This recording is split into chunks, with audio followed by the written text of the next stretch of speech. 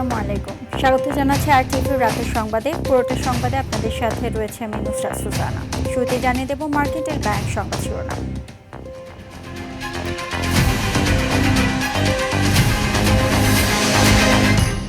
যে কোনো মূল্যে জাতীয় ঐক্য ধরে রাখতে বদ্ধপরিকর সরকার। মতভেদ ভুলে জুলাই সনদ বাস্তবায়নের ঘোষণা প্রধানমন্ত্রীর।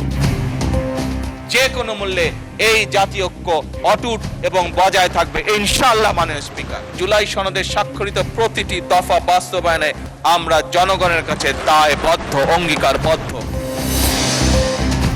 জুলাই শহীদদের শনাক্তে তদন্ত চলছে। গণকবর ও নদীতে ভাসানো মরদেহ নিশ্চিত হলে সংখ্যা 1400 ছাড়াবে বললেন চিফ প্রসিকিউটর। বাকি যেগুলো শনাক্ত হয়নি সেটার বিষয়ে আমরা এখন তদন্ত কাজ করছি। তখন দেখবেন যে 1400 থেকে বেশি হয়ে যেতে পারে। শিক্ষা ভবন অভিমুখে শিক্ষার্থীদের লং মার্চে পুলিশের বাধা। বঞ্চিতদের পরীক্ষা ও ভুল প্রশ্নে পূর্ণ নম্বরের ঘোষণা শিক্ষামন্ত্রীর। যারা চলমান SSC ও সমমান পরীক্ষা 2026 এর কোনো বিষয়ে অংশগ্রহণ করতে পারেনি, তারা সংশ্লিষ্ট বিষয়ে অভিন্ন প্রশ্নপত্রে পরীক্ষায় অংশগ্রহণ করতে পারবেন। এবং বিশ্বকাপের মহারণ আজ রাতে। 24 বছর পর ব্লকবাস্টার সেমিফাইনালে আবারও মুখোমুখি আর্জেন্টিনা ইংল্যান্ড।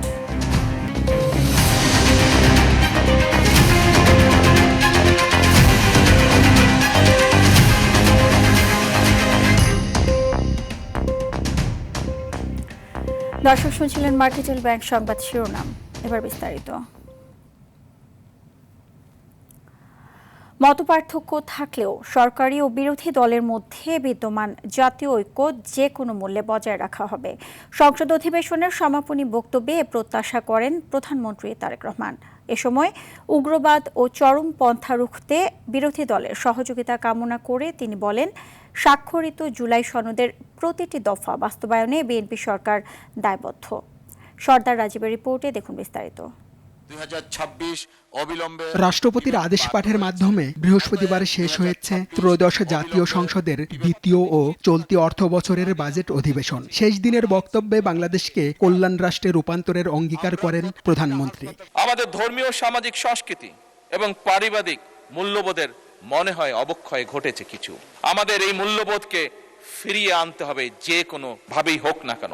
দেশে তথ্য প্রযুক্তি খাতে 10 লাখ কর্মসংস্থান তৈরির পরিকল্পনার কথা জানিয়ে তিনি বলেন, 2034 সালের মধ্যে $1 ট্রিলিয়ন অর্থনীতি তৈরির লক্ষ্য নিয়েছে সরকার। জনশক্তি রফতানি ছাড়াও দেশের ভিতরে বিভিন্ন তথ্য প্রযুক্তি খাতে আমরা 10 লক্ষ কর্মসংস্থান সৃষ্টির পরিকল্পনা গ্রহণ করেছি। আমরা লক্ষ নয়, কোটি মানুষের কর্মসংস্থান সৃষ্টিতে আমরা সক্ষম হব পর্যায়ক্রমিকভাবে। মাননীয় স্পিকার, ঋণ নির্ভর অর্থনীতিকে আমরা পরিণত করতে চাই বিনিয়োগ নির্ভর অর্থনীতি। একটি দেশকে বিশেষ সুবিধা দিতে দেশের শিক্ষা ও চিকিৎসা ব্যবস্থা সম্পূর্ণ ধ্বংস করে দেওয়া হয়েছিল মন্তব্য করে তারেক রহমান বলেন, বাংলাদেশে চরমপন্থা ও উগ্রবাদের কোনো ঠাঁই হবে না। স্বৈরাচার, ফ্যাসিবাদ স্বৈরাচারের সময় স্বাস্থ্য খাতকেও সম্পূর্ণভাবে ধ্বংস করে দেওয়া হয়েছিল। সংসদে বিরোধী দল এবং সরকারি দল, আমি দৃঢ়ভাবে আমরা বিশ্বাস করতে চাই আমাদের মধ্যে রয়েছে জাতীয় ঐক্য এবং যে কোনো মূল্যে এই জাতীয় ঐক্য অটুট এবং বজায় থাকবে ইনশাআল্লাহ। মাননীয় স্পিকার, এ সময় আইন শৃঙ্খলা বাহিনীকে সম্পূর্ণভাবে পেশাদার হিসেবে গড়ে তোলার অঙ্গীকার করে প্রধানমন্ত্রী বলেন, যে কোনো উপায়ে দুর্নীতি নির্মূল করতে বদ্ধপরিকর সরকার। সরকার যদি ব্যবসা বাণিজ্যের সামনে সকল বাধা সরিয়ে দিতে সক্ষম হয়, আমরা দুর্নীতিকে যদি নিয়ন্ত্রণ করতে পারি এবং ন্যায়ভিত্তিক সুযোগ সৃষ্টি করতে পারি মাননীয় স্পিকার, এবং অবশ্যই রাষ্ট্রীয় প্রতিষ্ঠানগুলোকে যদি জবাবদিহিতার আওতায় আনতে পারি মাননীয় স্পিকার, তাহলেই আমরা শহীদদের সেই প্রত্যাশিত বাংলাদেশ গড়ে তুলতে সক্ষম হব। বিগত স্বৈরাচার সরকার শুধু বিদ্যুৎ খাত থেকেই কমপক্ষে 3 লাখ কোটি টাকা লুট করেছিল বলেও সংসদে জানান প্রধানমন্ত্রী। এইটি ছিল তাদের কুইক রেন্টালের নামে কুইক মানি অর্জনের একটি সেক্টর। সর্দার রাজীব আর টিভি, ঢাকা। এর আগে মহান মুক্তিযুদ্ধে শহীদ ও বীর মুক্তিযোদ্ধাদের পূর্ণাঙ্গ ও নির্ভুল তালিকা প্রণয়নের উদ্যোগ নিয়েছে সরকার, জানিয়েছেন প্রধানমন্ত্রী। জাতীয় সংসদে তিনি বলেন, এর মাধ্যমে প্রকৃত শহীদ ও মুক্তিযোদ্ধাদের যথাযোগ্য স্বীকৃতি ও মর্যাদা প্রদান সম্ভব হবে। একই সঙ্গে দেশের খেলার মাঠ, পার্ক ও বন্দর অবকাঠামো উন্নয়নেও নানা পরিকল্পনার কথা জানান তিনি। সরকার প্রধান বলেন, রাজধানী সহ দেশের বিভিন্ন সিটি কর্পোরেশন এলাকার খেলার মাঠ ও পার্ক অবৈধ দখলমুক্ত করতে সরকার বদ্ধপরিকর। সাদিয়া কানিজের রিপোর্ট। বুধবার সংসদ অধিবেশনের প্রশ্ন উত্তর পর্বে প্রকৃত শহীদ ও মুক্তিযোদ্ধাদের তালিকা এবং ভুয়া মুক্তিযোদ্ধা ছাঁটাই নিয়ে সংসদ সদস্যদের করা প্রশ্নের জবাবে সরকারের দৃঢ় অঙ্গীকারের কথা জানান প্রধানমন্ত্রী। যাদের দায়িত্ব ছিল জানান, মুক্তিযুদ্ধের মহানায়কদের আত্মত্যাগের যথাযথ স্বীকৃতি দিতে প্রকৃত শহীদদের তালিকা করতে চায় সরকার। এ লক্ষ্যে বিশেষজ্ঞদের নিয়ে একটি কমিটি গঠন করা হয়েছে। যাদের দায়িত্ব ছিল স্বাধীনের পরে একটি সঠিক নিরপেক্ষ তালিকা তৈরি করা মুক্তিযোদ্ধাদের, তারা সেটি করেনি। পরবর্তীতেও বিভিন্ন সময়ে সমস্যা তৈরি হয়েছে। বর্তমানে সরকার চেষ্টা করছে বিভিন্ন বিশেষজ্ঞদেরকে নিয়ে যাতে আমরা একটি পূর্ণাঙ্গ সঠিক মুক্তিযোদ্ধাদের তালিকা তৈরি করতে পারি। এদিকে তরুণ প্রজন্মের বিকাশে খেলার মাঠের গুরুত্ব তুলে ধরে প্রধানমন্ত্রী বলেন, ঢাকা উত্তর ও দক্ষিণ সহ বিভিন্ন সিটি কর্পোরেশনের মাঠ ও পার্ক দখলমুক্ত করে উন্নয়ন করা হচ্ছে। দেশের খেলাধুলার মান বৃদ্ধি করার চেষ্টা করছে এবং আপনি জানলে আনন্দিত হবেন যে এটিতে আমরা মোটামুটিভাবে আলহামদুলিল্লাহ অনেকাংশে সফলও হয়েছি। ঢাকা সিটি কর্পোরেশন আওতাধীন খেলার মাঠ এবং পার্ক সমূহে অবৈধ দখলদারদেরও উচ্ছেদ করার প্রস্তুতি নেওয়া হয়েছে মাননীয় স্পিকার। ভবিষ্যতেও খেলার মাঠ এবং পার্ক সমূহে অবৈধ দখলদারদের উচ্ছেদ কার্যক্রম চলমান থাকবে। গাজীপুরে প্রতিটি জোন ও ওয়ার্ডে নতুন খেলার মাঠ নির্মাণের পরিকল্পনা হাতে নিয়েছে সরকার। আগামী বছর থেকে প্রাথমিক বিদ্যালয়ের শিক্ষার্থীদের জন্য প্রাইম মিনিস্টার গোল্ড কাপ চালুর কথাও জানান তিনি। গাজীপুর সিটি কর্পোরেশন আওতায় 8টি জোনে 8টি খেলার মাঠ এবং 57টি ওয়ার্ডে 57টি খেলার মাঠ করার একটি পরিকল্পনা সরকারের রয়েছে। চট্টগ্রাম বন্দরের সক্ষমতা বাড়াতে সমন্বিত পরিকল্পনার কথা তুলে ধরেন প্রধানমন্ত্রী। বড় জাহাজগুলো আসার পরে এবং বে টার্মিনাল চালু হলে পরে আমদানি রফতানি বাণিজ্যের গতি বৃদ্ধি পাবে এবং স্বাভাবিকভাবে যেহেতু ব্যবসা বাণিজ্যে বা আমদানি রফতানির গতি বৃদ্ধি পাবে, এটি জাতীয় অর্থনীতিতে একটি বড় ইতিবাচক ভূমিকাও রাখবে মাননীয় স্পিকার। একই সঙ্গে বন্দরে কোনো ধরনের দুর্নীতির অভিযোগ প্রমাণিত হলে আইন অনুযায়ী ব্যবস্থা নেওয়া হবে বলেও জানান সরকার প্রধান। এর ফলে স্বাভাবিকভাবে ট্রান্সশিপমেন্ট ব্যয় বা খরচ অনেক কমে আসবে। সাদিয়া কানিজ, আরটিভি, ঢাকা। জুলাই আন্দোলনকে ইতিহাসের পাতায় তুলে ধরার আহ্বান জানিয়েছেন বিরোধী দলীয় নেতা ডাক্তার শফিকুর রহমান। সন্ধ্যায় ত্রয়োদশ জাতীয় সংসদের দ্বিতীয় অধিবেশনের সমাপনী বক্তব্যে এ দাবি জানান তিনি। এবারের সংসদকে মজলুমের মিলন মেলা উল্লেখ করে শফিকুর রহমান বলেন, সংসদের অভিভাবক হিসেবে স্পিকারকে আরও সুদৃঢ় হতে হবে। এ সময় ঢাকার জলাবদ্ধতা নিয়ে শঙ্কা প্রকাশ করে তিনি বলেন, অতীতের ভুল নীতির কারণে ভুগতে হচ্ছে নগরবাসীকে। এছাড়াও অতীতের মতো রাজনৈতিক বিবেচনায় কোনো শিক্ষা প্রতিষ্ঠানকে জাতীয়করণ না করার আহ্বান জানিয়ে বিরোধী দলীয় নেতা বলেন, সুষম উন্নয়নের জন্য সুষম বণ্টনকেও প্রাধান্য দিতে হবে। শত শত কোটি টাকা অপচয় হয়েছে। আমরা এই সংসদে আমি অনুরোধ করব জুলাইকে ইতিহাসের পাতায় তুলে ধরার জন্য, এবং এই কাজটা সরকারকে করতে হবে। মাননীয় মন্ত্রী আছেন, তিনি এটাতে গুরুত্ব দিবেন। জুলাই অধিদপ্তর যেটা করেছেন তার আওতায় শহীদদের প্রোফাইল, তার আওতায় আহত পঙ্গু যারা আছে তাদেরকে তুলে আনার এই বিষয়টা ইতিহাসের অংশ হিসেবে সংরক্ষণের তিনি কার্যকরী উদ্যোগ নেবেন, এটা আমি আশা করি। পড়াশোনার পাশাপাশি শিক্ষার্থীদের নৈতিক শিক্ষা দেওয়ার আহ্বান জানিয়েছেন প্রধানমন্ত্রী তারেক রহমান। রাজধানীর চিনমৈত্রী আন্তর্জাতিক সম্মেলন কেন্দ্রে জাতীয় প্রাথমিক শিক্ষা পদক 2026 প্রদান অনুষ্ঠানে এ আহ্বান জানান তিনি। শিক্ষার্থীদের দক্ষ করে গড়ে তুলতে প্রাথমিক শিক্ষকদের বিশেষ প্রশিক্ষণ দেবে সরকার। এ সময় জাতীয় পর্যায়ে ক্রীড়া, সাংস্কৃতিক, বিষয়ভিত্তিক কুইজ সহ 21 ক্যাটাগরিতে বিজয়ী শিক্ষার্থীদের হাতে পুরস্কার এবং ব্যক্তি পর্যায়ে 15 এবং প্রতিষ্ঠান পর্যায়ে 2 ক্যাটাগরিতে সম্মাননা দেওয়া হয়। এর আগে অনুষ্ঠান স্থলে একটি নিম গাছের চারা রোপণের মাধ্যমে দেশব্যাপী 65,000 প্রাথমিক বিদ্যালয়ে 2 লাখ বৃক্ষরোপণ কর্মসূচির উদ্বোধন করেন তারেক রহমান।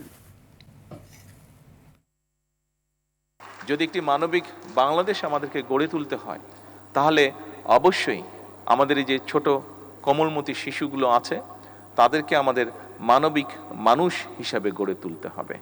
তাহলেই আমরা মানবিক বাংলাদেশ গড়ার ক্ষেত্রটি রচনা করতে পারবো। প্রাইমারি স্কুলের শিক্ষকদেরকে যদি আমরা সঠিক ট্রেনিংয়ের মাধ্যমে সঠিকভাবে গড়ে তুলতে পারি, তাদেরকে সঠিক ট্রেনিং দিতে পারি, তারা তাদের সেই ট্রেনিংটা, সেই শিক্ষাটা তারা শিক্ষার্থীদের কাছে পৌঁছে দিবেন। শিক্ষামন্ত্রীর পদত্যাগের দাবিতে রাজধানীর বিভিন্ন সড়ক অবরোধ ও লং মার্চ কর্মসূচি পালন করেছে এইচএসসি শিক্ষার্থীরা। এরই অংশ হিসেবে বিকেলে রাজধানীর সায়েন্স ল্যাব মোড় থেকে লং মার্চ নিয়ে সচিবালয়ের সামনে জড়ো হন তারা। পরে সচিবালয়ের সামনে শিক্ষামন্ত্রীর পদত্যাগের দাবিতে বিক্ষোভ করেন শিক্ষার্থীরা। অন্যদিকে একই কর্মসূচিতে দুপুর 1:30টায় রাজধানীর শাহবাগ ইসিবি চত্বর ও উত্তরার বিএনএস সেন্টারের সামনে জড়ো হন এইচএসসি পরীক্ষার্থীরা। পরে সড়ক অবরোধ করে শিক্ষামন্ত্রীর পদত্যাগ দাবিসহ নানা স্লোগান দেন তারা। সন্ধ্যার আগে তাদের লং মার্চ কর্মসূচি শেষ হলেও শিক্ষামন্ত্রীর পদত্যাগের দাবিতে আবারও সড়কে নামার হুঁশিয়ারি দেন শিক্ষার্থীরা। আমরা কালকে একটা ভোট করেছিলাম, ওখানে অলমোস্ট 1,04,900 সামথিং ভোট দিয়েছে। তো সবাই আর কি পরীক্ষা স্থগিত এবং মিলনের পদত্যাগ চায়। আশা করি যে এভাবে হয়তো পদত্যাগ না করলেও উনি খুব ভালো একটা ফলাফল বা কোনো একটা ঘোষণা দিবে আমাদেরকে, ওইটা নিয়ে হয়তো আমরা সবাই ঘরে চলে যেতে পারবো। পদত্যাগ চাই, আর কিছু তো বলার নাই। উনি যা শুরু করছে পদত্যাগই চাই। কলেজে যেভাবে পড়াইছে সেভাবে কোশ্চেন আসে নাই, তারা হচ্ছে নকল করে পাস করে বলে। সে প্রথমে বলে যে নকল আটকাবে, আমরা তো নকল করি না ভাই। এদিকে বৃষ্টি কিংবা চলমান উদ্ভূত পরিস্থিতিতে যে সকল পরীক্ষার্থীরা এইচএসসি ও সমমান পরীক্ষায় অংশ নিতে পারে নাই তাদেরকে স্থগিত থাকা চট্টগ্রাম বিভাগের সাথে একই প্রশ্নপত্রে পরীক্ষা নেওয়া হবে বলে জানিয়েছেন শিক্ষামন্ত্রী এহসানুল হক মিলন। বিকেলে সংসদ অধিবেশনে 300 বিধিতে দেয়া বক্তব্যে এ ঘোষণা দেন তিনি। মন্ত্রী বলেন, শিক্ষার্থীদের ভবিষ্যতের কথা মাথায় রেখে বিশেষ বিবেচনায় এই সুযোগ দেওয়া হচ্ছে। পদার্থবিজ্ঞান প্রথম পর্বে ভুল প্রশ্নপত্র প্রণয়নের সাথে জড়িতদের সাময়িক বরখাস্ত করা হয়েছে জানিয়ে এ সময় তিনি পুনরায় বলেন, পরীক্ষাটির 6 ও 7 নম্বর প্রশ্নের উত্তরে সবাইকে পূর্ণ নাম্বার দেওয়া হবে। জনবলের উপর অতিরিক্ত চাপ, প্রতিকূল আবহাওয়া কিংবা সংশ্লিষ্ট অনিবার্য কারণে যারা চলমান এইচএসসি ও সমমান পরীক্ষা 2026 এর কোনো বিষয়ে অংশগ্রহণ করতে পারেনি, তারা চট্টগ্রাম শিক্ষা বোর্ডের ইতিমধ্যে স্থগিত হওয়া সংশ্লিষ্ট বিষয়ে অভিন্ন প্রশ্নপত্রে শিক্ষা মন্ত্রণালয় কর্তৃক নির্ধারিত একই তারিখে ওই সময়ে পরীক্ষায় অংশগ্রহণ করতে পারবেন। গণকবর ও নদীতে ভাসিয়ে দেওয়া মরদেহ শনাক্ত হলে জুলাইয়ে গ্যাজেটভুক্ত শহীদের সংখ্যা 1400 ছাড়িয়ে যাবে বলে জানিয়েছেন আন্তর্জাতিক অপরাধ ট্রাইব্যুনালের চিফ প্রসিকিউটর আমিনুল ইসলাম। সকালে রায়ের বাজারে জুলাই শহীদদের গণকবর পরিদর্শনে গিয়ে তিনি একথা বলেন। জানান, শহীদদের শনাক্তে তদন্ত চলছে। গণহত্যার সঙ্গে জড়িতরা যত প্রভাবশালী হোক বিচারের মুখোমুখি করা হবে। বিস্তারিত আসিফ হাসানের প্রতিবেদনে। কিছু কবরের কোনো নাম নেই, কিছু লাশ মাটিও পায়নি, ভাসিয়ে দেওয়া হয়েছে নদীতে। 24শে জুলাই গণ অভ্যুত্থানের সেই অজানা অধ্যায়গুলো এখন উঠে আসছে তদন্তে।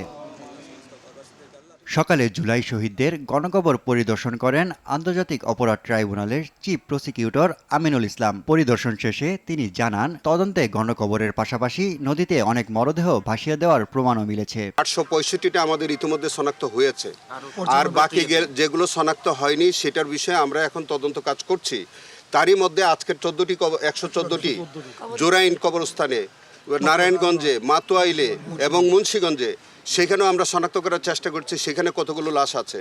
এইগুলি যখন আমরা আপনি যোগফল দেখবেন তখন দেখবেন যে 1400 থেকে বেশি হয়ে যেতে পারে। এই সময় শহীদ পরিবারের সদস্যদের কান্না ও স্মৃতিচারণে এক শোকাবহ ও হৃদয় বিদারক পরিবেশ সৃষ্টি হয়। অত্যন্ত পরিকল্পনাভাবে আমার বাইরে বস্তা বইরা নিয়ে গেছে থানা সামনে নিয়ে যাইয়া ওই দিন রাত্রেবেলায় পুলিশে নিয়ে নাচ নিয়ে পলাইছে, নিয়ে পরে ফেলাইছে নদীর মধ্যে।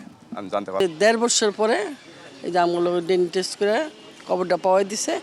ওই কবরটা পাওয়া দিছে তখন দেখে কি সবাই দেয় যে এই কবরটাই। এটা ভাষায় প্রকাশ করার মতো না দিনগুলা কিভাবে কাটলো।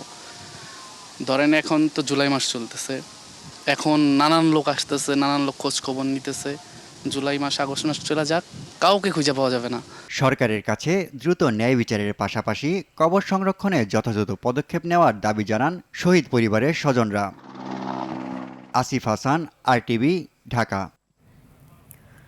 শেখ হাসিনার আত্মসমর্পণের সুযোগ নেই। দেশে আসলে তাকে গ্রেফতার করে কারাগারে পাঠানো হবে, তাকে শাস্তি পেতে হবে। একথা বললেন স্বরাষ্ট্রমন্ত্রী সালাউদ্দিন আহমেদ।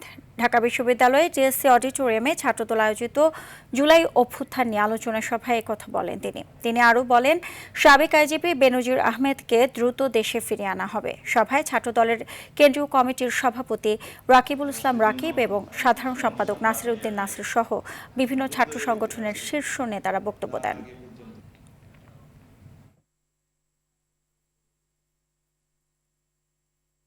আমরা চাই তাকে দেশে ফিরিয়ে এনে তার রায় কার্যকর করা হবে। তার আত্মসমর্পণের কোনো সুযোগ নাই।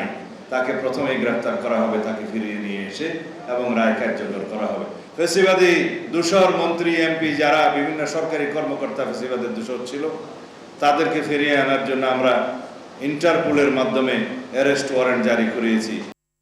আরটিভিতে সংবাদ প্রচারের পর মাগুরা ঢাকা মহাসড়ক পরিষ্কার পরিচ্ছন্নতায় উদ্যোগ নিয়েছে মাগুরা পৌর কর্তৃপক্ষ।